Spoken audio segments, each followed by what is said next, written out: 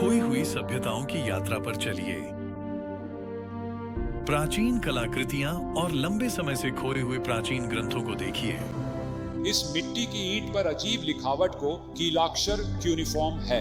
यह लिपि इस्तेमाल एक जीवन भर की यात्रा पर निकलें और प्राचीन बाबिलोन तथा पाटमोस द्वीप जाएं, यह जानने के लिए कि कैसे प्राचीन रहस्य भविष्य को उजागर करते हैं। एक लाइव सेमिनार श्रृंखला मिस न करें कोई भी कार्यक्रम।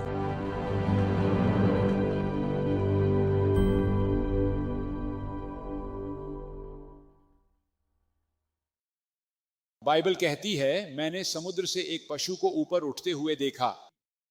अजगर ने उसे अपनी शक्ति, अपना सिंहासन और महान अधिकार दिया। फिर मैंने देखा कि एक और पशु पृथ्वी से ऊपर आ रहा है, और बाइबल कहती है कि उसने पहले पशु का सारा अधिकार चलाया। और फिर बाइबल ये शब्द कहती है, और सारी दुनिया चकित होकर उस पशु के पीछे हो ली। तो जो यूहन्ना कह रहा है उसे मिस मत कीजिए। ये पूरी पृथ्वी के हर व्यक्ति को प्रभावित करने वाला है। दुर्भाग्य से अधिकांश लोग इस पशु का अनुसरण करेंगे। सारी दुनिया चकित होकर उस पशु के पीछे हो ली। अब ये तीनों शक्तियां दुनिया पर कैसे नियंत्रण करती हैं, वे ये कैसे करती हैं? तो सबसे पहली बात यूहन्ना कहता है, वे अर्थव्यवस्था का उपयोग करेंगे, आर्थिक और वित्तीय नियंत्रण। यूहन्ना ने कहा, वह भूमि का पशु सबको, छोटे बड़े, धनवान गरीब, स्वतंत्र दास, सबको उनके दाहिने हाथ या उनके माथे पर एक छाप लगवाता है, और कोई भी खरीद या बिक्री नहीं कर सकता सिवाय उसके जिसके पास वह छाप या पशु का नाम या उसके नाम की संख्या हो। तो क्या आपने यह देखा? कोई भी खरीद या बिक्री नहीं कर सकता जब तक वे ऐसा करते हैं। तो यह है वित्तीय दबाव। दूसरा है शारीरिक बल प्रयोग। यूहन्ना ने कहा, वह यानी भूमि का पशु, उसे यह शक्ति दी गई कि जो भी पशु की मूर्ति की पूजा नहीं करेगा उसके साथ क्या किया जाए? मार डाला जाए। यह किसी भी भाषा में शारीरिक बल प्रयोग है। अब ये दो चीजें हैं जिनका इस्तेमाल दुनिया को नियंत्रित करने के लिए किया जाएगा, आर्थिक या शारीरिक बल प्रयोग। इसका उद्देश्य क्या है? वैश्विक नियंत्रण के लिए उनका उद्देश्य क्या है? अब यह आपको चौंका सकता है, लेकिन यूहन्ना, जिनके पास अंत समय के बारे में कहने के लिए बहुत कुछ है और जो बातें हम देखने वाले हैं वे वास्तव में बहुत सटीक हैं, वे कहते हैं कि यह वैश्विक पूजा या निष्ठा होगी। यह हमें चौंका सकता है, लेकिन आइए देखें कि यूहन्ना क्या कहते हैं। और सारी दुनिया चकित होकर पशु के पीछे हो ली, और उन्होंने उस अजगर की पूजा की जिसने पशु को अधिकार दिया था, और उन्होंने पशु की पूजा की। अब वह भूमि के पशु के बारे में बात कर रहा है। वह पृथ्वी और उसमें रहने वालों को क्या करने के लिए मजबूर करता है? पहले पशु की पूजा करने के लिए। क्या आप देख रहे हैं? पूजा पूजा पूजा 3 बार। दूसरे शब्दों में, अंतिम घटनाएं पृथ्वी पर हर व्यक्ति के जीवन के आध्यात्मिक क्षेत्र को प्रभावित करेंगी, और इस भौतिक, वित्तीय, वैश्विक नियंत्रण का अंतिम परिणाम क्या होगा? देखिए यूहन्ना क्या कहते हैं। ये एक वैश्विक आर्थिक पतन होने जा रहा है। देखिए उन्होंने क्या कहा। पृथ्वी के व्यापारी यानी व्यवसायी लोग, पृथ्वी के व्यापारी विलाप और शोक करेंगे। क्यों? क्योंकि अब कोई भी उनका माल नहीं खरीदता, क्योंकि एक ही घंटे में इतनी बड़ी संपत्ति नष्ट हो जाती है। यूहन्ना कहते हैं, दूसरे शब्दों में, ये सब कुछ ढह जाएगा। ये है, माफ कीजिए, यही परिणाम है। अब आप कहेंगे, क्या यह सच में होने वाला है? क्या यह सब वाकई में होने वाला है? या फिर यूहन्ना ने पिछली रात ज्यादा खा लिया था और कोई बुरा सपना देख लिया? शायद उन्होंने ज्यादा मशरूम खा लिए होंगे या कुछ और। यहां हो क्या रहा है? क्या यह सच में सही है?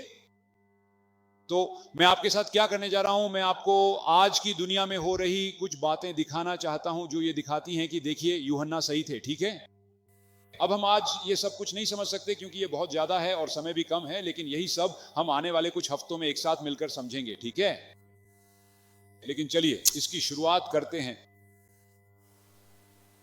मेरे घर की लाइब्रेरी में एक किताब है जिसका नाम है the Jesus and the on-live tree. Jesus एक अच्छी कार है जो आमतौर पर उन्हीं के पास होती है जो थोड़े अमीर होते हैं। फिलहाल मेरे पास ऐसी कोई कार नहीं है, और फिर ऑलिव ट्री, वो क्या है? मध्य पूर्व में यही तरीका था पैसे कमाने का, यानी आप ऑलिव ट्री से जैतून और जैतून का तेल बेचते थे। तो हम कह सकते हैं कि यह थोड़ा सा है और नहीं है वालों जैसा है, यानी जीसस और ऑलिव ट्री। अब वैश्वीकरण क्या है? वैसे किसी ने लंच के समय बहुत अच्छा सवाल पूछा था कि पुरातत्व क्या है। ये बहुत अच्छा सवाल है क्योंकि हम ये शब्द कई बार इस्तेमाल करते हैं, है ना? पुरातत्व संक्षेप में कहें तो मिट्टी को खोदना है और आपको प्राचीन समय की चीजें मिलती हैं। देखिए, प्राचीन समय में, बाइबल के समय में, लोग आमतौर पर अपनी घरों को पहाड़ियों पर बनाते थे, गांव भी पहाड़ियों पर बसते थे। क्यों? क्योंकि आप बाढ़ के मैदान से ऊपर होते हैं, बाढ़ से बच जाते हैं, और अगर आप ऊपर हैं तो पहाड़ी चढ़कर आने वाले दुश्मन से लड़ना भी आसान होता है। ऊंची जमीन होना हमेशा बेहतर होता है, इसलिए वे लोग अक्सर छोटी पहाड़ियों पर ही निर्माण करते थे। समय के साथ वे पहाड़ियां और ऊंची हो गईं। वे क्यों ऊंची हो गईं? मान लीजिए आपने अपना घर बनाया और आपके पड़ोस के सभी लोगों ने भी घर बनाए, फिर एक बड़ा भूकंप आया और बहुत कुछ ढह गया। अब आप क्या करेंगे? आप उस समय बुलडोजर तो लाने वाले नहीं थे, क्योंकि तब बुलडोजर होते ही नहीं थे, है ना? आप क्या करते हैं? आप जो मौजूदा संरचनाएं ठीक ठाक बची हैं उन्हें नींव के तौर पर इस्तेमाल करते हैं और उन्हीं पर फिर से निर्माण करते हैं। और आप मिट्टी लाकर खाली जगहों को भरते हैं और फिर उसके ऊपर निर्माण करते हैं। फिर मान लीजिए कोई सेना आई और शहर को नष्ट कर दिया और लोगों को भागना पड़ा। जब वे लोग वापस आएंगे तो उन्हें कुछ पुरानी संरचनाओं का इस्तेमाल करना ही पड़ेगा। कुछ जगहें जला दी गई थी तो उन्होंने उन्हीं के ऊपर फिर से निर्माण किया। इस तरह समय के साथ वे पहाड़ियां और ऊंची होती गईं। तो अगर आप आज यरूशलेम जाएं और वहां की सड़कों पर चलें तो वह वही जगह नहीं है जिस पर यीशु चले थे। वह जगह अब जमीन से 6 मीटर नीचे है, क्योंकि वह पहाड़ी पिछले 2000 वर्षों में 6 मीटर ऊंची हो गई है। मेरी बेटी जो एक पुरातत्वविद है, ऑस्ट्रिया के वियना में रहती है, वह हमेशा खुदाई के लिए इजराइल जाती रहती है और वह उदाहरण के लिए मेगिद्दो भी जा चुकी है। वहां 31 स्तर हैं, 31 सभ्यताएं एक के ऊपर एक बनती गई हैं। यह मध्य पूर्व में असामान्य नहीं है। तो जब आप नीचे खुदाई करते हैं, जैसे जैसे आप नीचे जाते हैं चीजें और पुरानी होती जाती हैं। तो आप खुदाई करते हुए जैसे जैसे नीचे बढ़ते हैं चीजें और पुरानी मिलती जाती हैं। और इसी तरह पुरातत्वविदों को चीजें मिल सकती हैं। उदाहरण के लिए, अगर हम इजराइल में खुदाई कर रहे हों और हमें बहुत सारी सूअर की हड्डियां मिलें, तो सोचिए वहां शायद कौन नहीं रहता था? यहूदी, क्योंकि वे सूअर नहीं खाते, तो वहां कोई और समूह रहा होगा। ये कहानी बताता है, आप समझ रहे हैं। खैर, यही है पुरातत्व। माफ कीजिए, हम उस विषय पर चले गए। हम कहां तक पहुंचे थे? ओह, वैश्वीकरण। तो वैश्वीकरण, इसका क्या मतलब है उनके अनुसार? वे किस बारे में बात कर रहे हैं? असल में उनका मतलब है कि दुनिया एक वैश्विक आर्थिक गांव बन चुकी है या बहुत तेजी से बन रही है। और वे कहते हैं कि आज हमारी दुनिया ऐसी क्यों हो गई है? इसके 3 कारण हैं, 3 प्रमुख कारण। पहला, तकनीक का लोकतंत्रीकरण। ये एक बड़ा भारी भरकम शब्द है। इसका क्या मतलब है? इसका मतलब है कि आज हर कोई ऐसी चीजें हासिल कर सकता है जिससे वे बाकी दुनिया से जुड़ सकें, है ना? धन्यवाद। और उनका मतलब ऐसी चीजों से है, स्मार्टफोन, कंप्यूटर वगैरह। आप कहेंगे, क्या आप इसमें पक्के हैं? हाँ, मैं इसमें पक्का हूं। मैं पापुआ न्यू गिनी के बोगनविल में एक ट्रक के पीछे बैठा हुआ था। हम लगभग 3 घंटे से ड्राइव कर रहे थे। उन्होंने ट्रक रोकने का फैसला किया ताकि सब लोग जंगल में शौच के लिए जा सकें। लेकिन सब लोग ट्रक से कूदकर पापुआ न्यू गिनी के बीचों बीच अपने आईफोन पर आ गए ताकि लोगों से जुड़ सकें, है ना? इससे फर्क नहीं पड़ता कि आप किस संस्कृति में रहते हैं, चाहे वो मंगोलिया हो, भारत हो, अफ्रीका हो या ऑस्ट्रेलिया, आप दुनिया भर के बाकी लोगों से जुड़ सकते हैं, है ना? और आप अपना व्यवसाय शुरू कर सकते हैं। आप यहां की किसी दुकान से एक सेकंड हैंड लैपटॉप खरीद सकते हैं और अगर चाहें तो आइसलैंड या कहीं और रहने वाले लोगों को आइसक्रीम बेच सकते हैं। आप कंप्यूटरों की वजह से व्यवसाय शुरू कर सकते हैं। यही वो कह रहा है, हर कोई दुनिया से जुड़ने के लिए तकनीक हासिल कर सकता है। दूसरा बिंदु, वित्त का लोकतंत्रीकरण। इससे उनका क्या मतलब है? हर कोई ये चीजें खरीद सकता है। आप कहते हैं खरीदने की क्षमता नहीं रखता, आप रख सकते हैं। आप लोन ले सकते हैं। आजकल यह आसान है। आप लोन कैसे लेते हैं? बस किसी भी दुकान में जाएं और क्या मांगें? क्रेडिट कार्ड मांगें, वे आपको 3 या 4 दे देंगे। आपको इन्हें इस्तेमाल करने में सावधानी बरतनी होगी। आप कर्ज में भी फंस सकते हैं, लेकिन ये छोटे छोटे लोन हैं जिनसे लोग ये चीजें खरीदते हैं। इसी तरह अफ्रीका और पापुआ न्यू गिनी के लोग भी ये चीजें हासिल कर सकते हैं, क्योंकि शुरू में इनमें से कुछ चीजें सस्ती नहीं होती है ना, आप जानते हैं। बाद में इनकी कीमत कम हो जाती है तो वे इसे ले लेते हैं। आखिरी बिंदु है जानकारी का लोकतंत्रीकरण। कहा गया है, आप जानते हैं, पहले बांस की दीवारें और लोहे की दीवारें हुआ करती थी, जैसे सोवियत और चीनी। बांस की दीवारें, मेरा मतलब है आप लोगों को अंदर बाहर आने जाने नहीं दे सकते थे, लेकिन आजकल जानकारी बहुत आसानी से फैलती है ना। आप जानते हैं ये पूरी दुनिया में इतनी आसानी से फैल जाती है, सैटेलाइट्स और ऐसी तमाम चीजों की वजह से जानकारी आसानी से प्रवाहित होती है। और इसलिए उन्होंने कहा, सुनो, यही वजह है कि आज हम एक वैश्विक गांव की तरह हैं। भले ही हम पूरी दुनिया में फैले हुए हैं, लेकिन हम पहले की तुलना में ज्यादा जुड़े हुए हैं। पहले आप अपना संदेश कैसे पहुंचाते थे? कोई भारत से ऑस्ट्रेलिया में रहने वाले आपको पत्र भेजता था और उसे यहां पहुंचने में कुछ हफ्ते लग जाते थे, है ना। अब यह एक बटन दबाते ही हो जाता है और काम खत्म। ठीक है, लेकिन वे कहते हैं कि वैश्विक गांव बनने के गंभीर परिणाम भी हैं, और इसके 2 परिणाम हैं। पहला, वैश्विक आर्थिक नियंत्रण का अवसर है, क्योंकि अब हम सभी आर्थिक रूप से जुड़े हुए हैं। कोई व्यक्ति या कोई समूह दूसरों को नियंत्रित कर सकता है। यह संभव है, यह पहली बात है। और अगर मुझे बाइबल पढ़ना याद है तो यूहन्ना ने कहा था कि एक दिन ठीक यही होने वाला है ना। हमने पढ़ा है कि कोई भी खरीद या बिक्री नहीं कर सकेगा जब तक वे उनसे कहे गए काम नहीं करते। तो इसमें कोई शक नहीं कि बाइबल ने इसकी भविष्यवाणी की थी, और हम जल्द ही देखेंगे कि क्या यह हो रहा है। हम अभी थोड़ी देर में उस पर आएंगे। बाइबल ने इसे इस तरह कहा है, जैसा कि हमने अभी पढ़ा, वह भूमि का पशु सभी को, छोटे और बड़े, अमीर और गरीब, स्वतंत्र और दास, उनके दाहिने हाथ या उनके माथे पर एक चिन्ह प्राप्त करने के लिए मजबूर करता है। और कोई भी, इस धरती पर कोई भी खरीद या बिक्री नहीं कर सकता सिवाय उसके जिसके पास वह चिन्ह हो, या तो पशु का नाम या उसके नाम की संख्या। अब आइए अब इसके बारे में बात करते हैं। इस भविष्यवाणी में यूहन्ना ने 3 विशेषताएं बताई हैं। याद रखिए, वह यह 2000 साल पहले लिख रहे थे। पहला, कोई भी नहीं। इसका क्या मतलब है? इसका मतलब है वैश्विक। कोई भी व्यक्ति पूरी पृथ्वी पर खरीद या बिक्री नहीं कर सकता। वैश्विक खरीदना या बेचना, यह क्या है? अर्थव्यवस्था। ठीक है, यह अर्थव्यवस्था है। और अंत में, सिवाय इसके, सिवाय जब तक आप यह नहीं करते, दूसरे शब्दों में यह नियंत्रण है। इसीलिए हम वैश्विक आर्थिक नियंत्रण की बात करते हैं। यही वह है जो यूहन्ना कहते हैं कि एक दिन आने वाला है। अब वैश्विक आर्थिक नियंत्रण के लिए आपको 2 चीजों की जरूरत है। पहली बात, आपको एक नियंत्रित की जा सकने वाली मुद्रा प्रणाली चाहिए। हम इसके बारे में अभी थोड़ी देर में बात करेंगे। और दूसरी बात, आपको एक वैश्विक वित्तीय प्रणाली चाहिए। हम इसके बारे में भी बात करेंगे। आइए एक नियंत्रित मुद्रा प्रणाली के साथ शुरू करते हैं। क्या आपने देखा है कि आज हमारा देश और पूरी दुनिया नकद रहित होती जा रही है? इसका मतलब है कि आपको नियंत्रित किया जा सकता है। देखिए, एक समय था जब आपके पास बहुत सारा सोना, चांदी या नकद होता था, तो आप उसके साथ क्या कर सकते थे? क्या आप उसे अपने बिस्तर के नीचे छुपा सकते थे, या फिर पिछवाड़े में गड्ढा खोद सकते थे? और कोई व्यक्ति उसमें से कुछ पाने के लिए आपको फल या जो भी चीज है देने को तैयार रहता था। लेकिन अब नकद के बिना हम सब कुछ और चीजों पर निर्भर हो गए हैं। हमें नियंत्रित किया जा सकता है, और अब हम निश्चित रूप से नकद रहित समाज की ओर बढ़ रहे हैं। सिडनी मॉर्निंग हेराल्ड कुछ साल पहले, कब था ये 2020 की बात है, टैप एंड गो का व्यापारिक आकर्षण।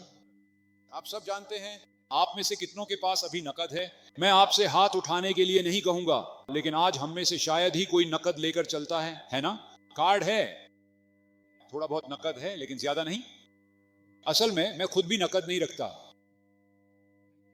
ABC कोविड-19 के समय की बात है। इसमें क्या लिखा है? कोविड-19 ऑस्ट्रेलिया को नकद रहित भविष्य की ओर तेजी से ले जा रहा है। क्यों? क्योंकि याद है जब कोविड आया था, आप किसी को छूना नहीं चाहते थे, कहीं आपको वायरस न लग जाए, है ना? तो आप नकद को हाथ नहीं लगाना चाहते थे, क्योंकि अगर आप मुझे अपने डॉलर देंगे तो मुझे आपसे वायरस लग सकता है। इसलिए टैप एंड गो उस समय बहुत बहुत लोकप्रिय हो गया था कोविड-19 के दौरान, क्योंकि इसका मतलब था कि आप इतनी आसानी से वायरस नहीं फैलाएंगे। यही बात वे कर रहे थे। यहां एक और उदाहरण है। ऑस्ट्रेलिया पूरी तरह नकद रहित समाज की ओर बढ़ रहा है। इसका सबसे बड़ा संकेत यही है। कारण जानिए, क्या आपने गौर किया है कि यह कितना मुश्किल हो गया है? आप इन आर्मर गार्ड कंपनियों को जानते हैं जो नकद इकट्ठा करती हैं। अब इन कंपनियों का कारोबार बंद हो रहा है, क्योंकि इन दिनों इकट्ठा करने के लिए ज्यादा नकद बचा ही नहीं है। तो ये कंपनियां, जैसा कि हम कहते हैं, डूबती जा रही हैं, और यही वे कर भी रहे हैं। पैसे के ट्रांसपोर्टर आर्मर गार्ड खतरे में हैं, नकद खत्म हो सकता है। यहां एक और उदाहरण है। एटीएम का क्या हाल है? क्या आपने देखा है कि आजकल एटीएम ढूंढना कितना मुश्किल हो गया है? हाँ, पिछले हफ्ते में ब्रिस्बेन में था। पिछले कुछ हफ्तों से वहां सीरीज चला रहा था, और मैंने पैसे निकालने के लिए एटीएम ढूंढा ताकि मैं चढ़ावे में कुछ डाल सकूं। मुझे एटीएम ढूंढने में काफी मशक्कत करनी पड़ी।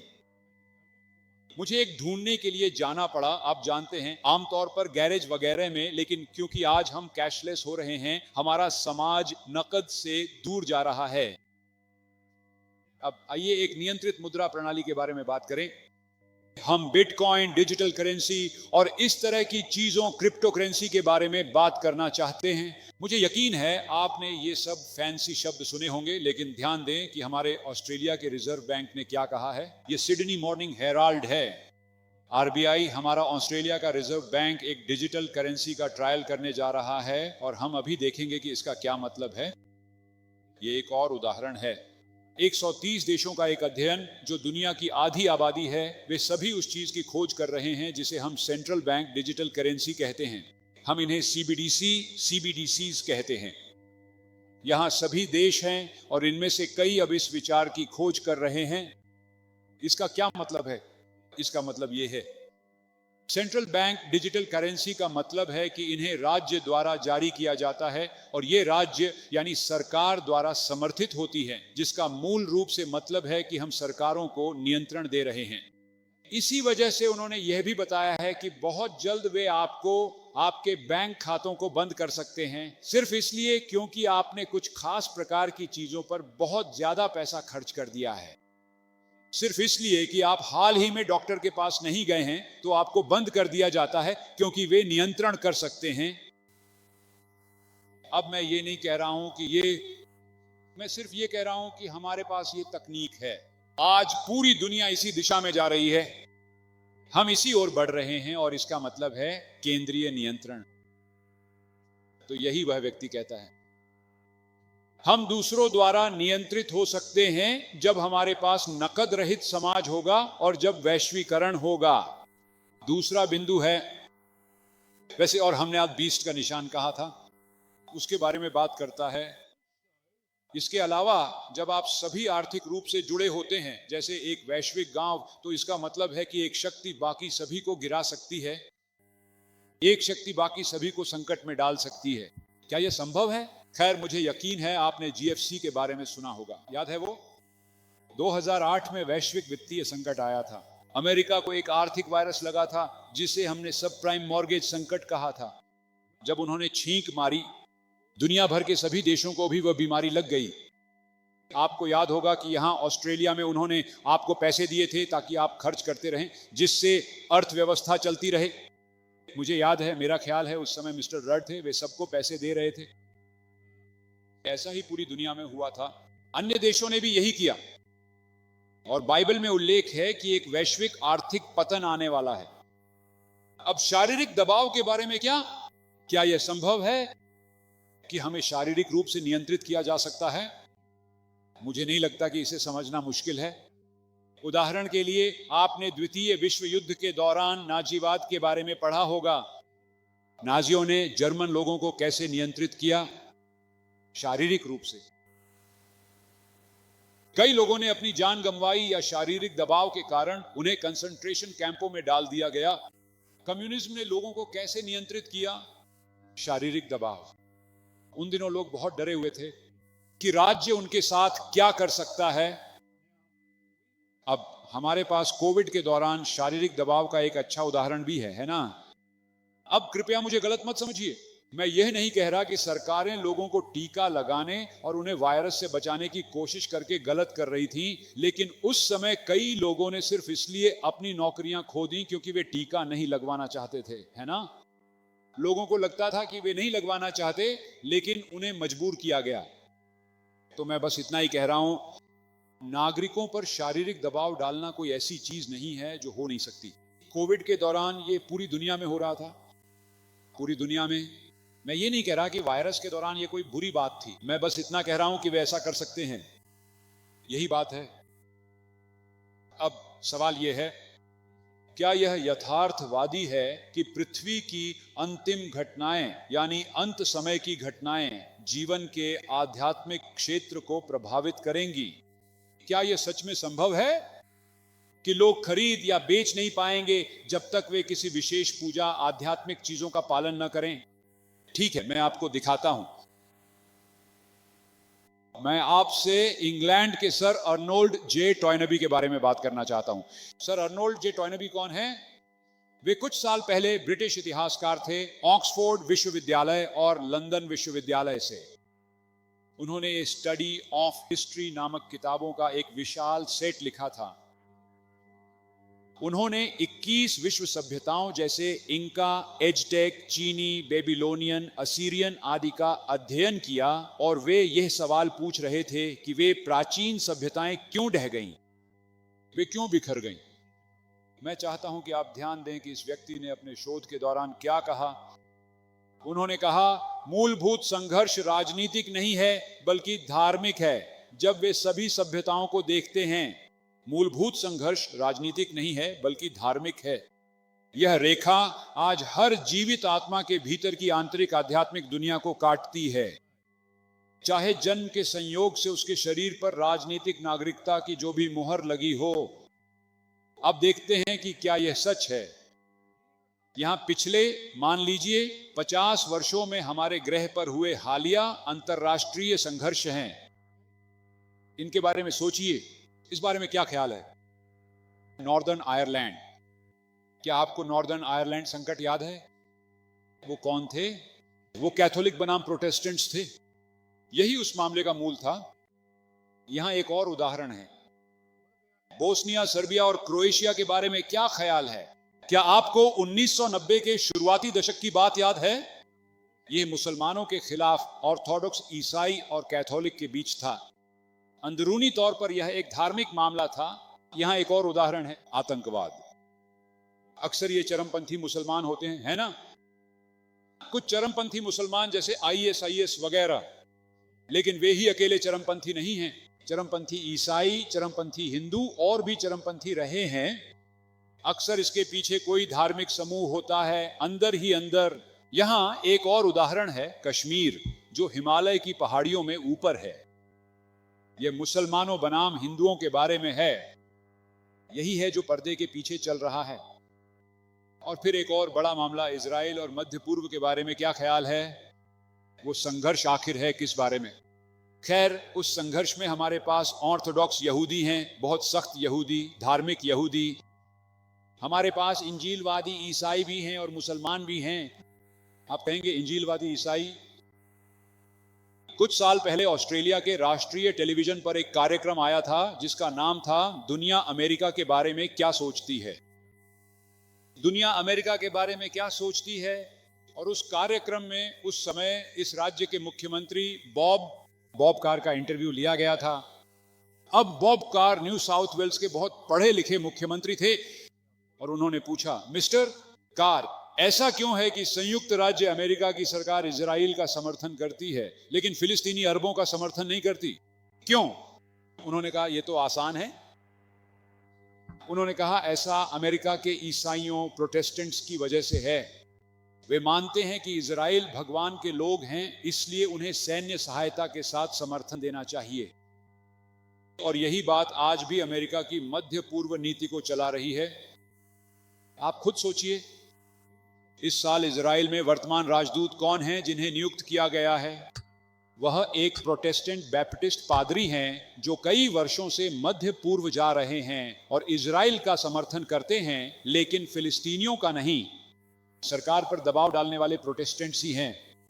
वे अपने विश्वास के कारण इजराइल में चीजें करवाना चाहते हैं। समझ रहे हैं आप? तो बात सिर्फ धार्मिकता की है। मैं बस यही कह रहा हूं, इन सब चीजों के पीछे धार्मिक विचार हैं। यही वह चीज है जिसने संयुक्त राज्य अमेरिका की विदेश नीति को दिशा दी है। अब खुद अमेरिका में भी, जैसा कि हम प्रकाशित वाक्य की पुस्तक से देखेंगे, यह बहुत महत्वपूर्ण है। आज भी अमेरिका में धर्म के प्रभाव को बढ़ाने की एक बढ़ती हुई लहर है। उदाहरण के लिए, उनके बिल ऑफ राइट्स में, उनके संविधान में यही लिखा है। उनके अपने संविधान में कांग्रेस कोई ऐसा कानून नहीं बनाएगी जो किसी धर्म की स्थापना से संबंधित हो या धार्मिक स्वतंत्रता के अभ्यास पर रोक लगाए। दूसरे शब्दों में, जब अमेरिका की सरकार की शुरुआत हुई तो उन्होंने कहा कि सरकार आपके धार्मिक विश्वासों में दखल नहीं देगी, आपको अपनी इच्छा के अनुसार पूजा करने से नहीं रोकेगी और धर्म से संबंधित कोई कानून नहीं बनाएगी। यही उनका संविधान है। लेकिन आज उस देश में यह बदल रहा है। देखिए, क्या आपको यह तस्वीर याद है जब वे विरोध कर रहे थे और धावा बोल रहे थे अपने सरकारी भवनों पर वॉशिंगटन में? कब था ये? 2020 में। ये सब कौन कर रहा था? इनमें से अधिकांश ईसाई थे। वे बाइबल लहराते हुए घूम रहे थे। उन्होंने कुछ लोगों को, सुरक्षा गार्ड्स को लगभग मार ही डाला था, लेकिन वे बाइबल लहराते हुए घूम रहे थे। धार्मिक क्षेत्र में कुछ हो रहा है, यही बात जॉन हमें बता रहे हैं, और आज ये बहुत बड़े स्तर पर हो रहा है। तो जॉन ने कहा, जैसे जैसे हम समय के अंत के करीब पहुंचेंगे, ये 3 शक्तियां वैश्विक पूजा की मांग करेंगी। और आज हमारे संसार में जो कुछ हो रहा है, जैसा कि हमने अभी दिखाया, उनमें से कई चीजें आज हमारे संसार में धार्मिक स्तर पर हो रही हैं। तो आप देख सकते हैं, जॉन 2000 साल पहले भी काफी हद तक सही थे। अब जब हम आज इसे समेट रहे हैं, तो ये भविष्यवाणियां यहां क्यों हैं? हम इस किताब में पाई जाने वाली इन भविष्यवाणियों को क्यों देखने जा रहे हैं? ईश्वर ये भविष्यवाणियां क्यों करते हैं? क्या सिर्फ इसलिए कि हम आने वाली बातों में रुचि लें? नहीं। इसके 2 बड़े कारण हैं। पहला, भविष्यवाणी क्यों? अब आपने देखा होगा कि आजकल लोगों की ज्यादातर भविष्यवाणियां निराशा और विनाश के बारे में होती हैं, है ना?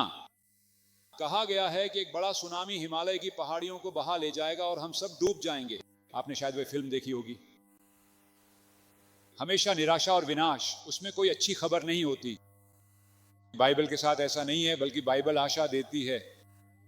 मैं चाहता हूं कि आप ध्यान दें कि जब यिर्मयाह नबी लिख रहे थे और भविष्यवाणी कर रहे थे, तब परमेश्वर ने क्या कहा? मुझे तुम्हारे लिए जो योजनाएं हैं वे मैं जानता हूं, परमेश्वर कहते हैं। लंदन घोषित करता है, तुम्हें समृद्ध करने की योजनाएं, तुम्हें नुकसान पहुंचाने की नहीं। तुम्हें क्या देने की योजनाएं? आशा और भविष्य। तो जब हम काउंटडाउन की अगली श्रृंखला में जाएंगे, तो आप जानेंगे कि परमेश्वर की भविष्यवाणियां हमें आशा और भविष्य देने के लिए हैं। वे हमें डराने के लिए नहीं हैं। वे आशा प्रस्तुत करने, वे दिखाएंगे कि दुनिया में क्या हो रहा है, हम बहुत स्पष्ट रूप से देखेंगे, लेकिन वे आशा देने के लिए हैं। और दूसरी बात, यीशु ने इसे इस तरह कहा, उन्होंने कहा, अब मैंने तुम्हें पहले ही बता दिया है, ताकि जब वह घटित हो तो तुम क्या कर सको? तुम विश्वास कर सको। तो यीशु ने भविष्यवाणियां की और कहा, सुनो, मैं तुम्हें यहां बता रहा हूं कि आने वाले कई वर्षों में क्या होने वाला है, ताकि जब वह वहां घटित हो तो तुम विश्वास करो। विश्वास करने से तुम्हारा क्या तात्पर्य है? तुम अपना विश्वास रखोगे और अंतिम साम्राज्य का हिस्सा बनोगे। यही भविष्यवाणी के लिए परमेश्वर का उद्देश्य है। यह तुम्हें और मुझे विश्वास दिलाने में मदद करने के लिए है। और मैं तुम्हें बताना चाहता हूं, यह मेरे अपने जीवन में भी हुआ है। मैं दोपहर के खाने के समय किसी को बता रहा था कि मैं इन बातों को साझा करने में कैसे रुचि रखने लगा। मैं WA यूनिवर्सिटी में मेडिसिन की पढ़ाई कर रहा एक विश्वविद्यालय का छात्र था, और 19 साल की उम्र में मैंने सोचना शुरू किया, क्या वहां बाहर कोई है? क्या सच में कोई परमेश्वर है? या फिर यह विचार हमारे दिमाग में हमारे माता पिता या किसी और से आया है? क्या यह सच है? तो मैंने पुरातत्व और उसकी खोजों को देखना शुरू किया, और मुझे एहसास हुआ कि अरे, ये किताब सिर्फ ये कोई परिकथा नहीं है, ये मनगढ़ंत नहीं है, ये सच है। मेरा मतलब है जो चीजें उन्होंने खोजी उनके बारे में इस किताब में बहुत पहले लिखा गया था। और फिर मैंने कुछ भविष्यवाणियों का अध्ययन करना शुरू किया, जिनमें से कुछ को हमने आज देखा है, लेकिन कुछ और भी हैं जिन्हें देखने का हमें समय नहीं मिला। और मुझे एहसास होने लगा कि आप इन चीजों की भविष्यवाणी बहुत पहले से, बहुत समय पहले नहीं कर सकते और हर बार सही नहीं हो सकते। लेकिन कोई ना कोई आपको कुछ नहीं दिखा रहा है, कोई ना कोई आपको मार्गदर्शन कर रहा है। कोई ऐसा है जिसने यह किताब तैयार की है जो बहुत बहुत समय से मौजूद है, यानी कि भगवान। तो इससे मुझे एहसास हुआ कि जरूर कोई है। तो मैंने विश्वास करना शुरू किया, हाँ भगवान है। और जब मैंने इस किताब को देखा तो इसने मेरी जिंदगी बदल दी। आप मुझे कुछ साल पहले उस समय नहीं जानना चाहते थे। अगर किसी ने मुझसे उलझने की कोशिश की तो मैं उसे सबक सिखा देता था। आप समझ रहे हैं ना, मैं ऐसा ही इंसान था। अगर कोई मुझसे उलझता तो मैं उसे और भी बड़ा जवाब देता। लेकिन परमेश्वर का वचन हमें बदल देता है ताकि हम बेहतर इंसान बन सकें। ये हमारी जिंदगी बदल देता है। आइए खोई हुई सभ्यताओं की यात्रा पर चलें। प्राचीन कलाकृतियां और बहुत पहले खो चुके प्राचीन ग्रंथों को देखें। इस मिट्टी की ईंट पर अजीब लिखावट है, कीलाक्षर यूनिफॉर्म है, लिपि इस्तेमाल थी। अपनी जिंदगी की सबसे अनोखी यात्रा पर निकलें और प्राचीन बाबुल तथा पाटमोस द्वीप जाएं, ताकि जान सकें कि प्राचीन रहस्य भविष्य को कैसे उजागर करते हैं। एक लाइव सेमिनार श्रृंखला। कोई भी कार्यक्रम मिस न करें।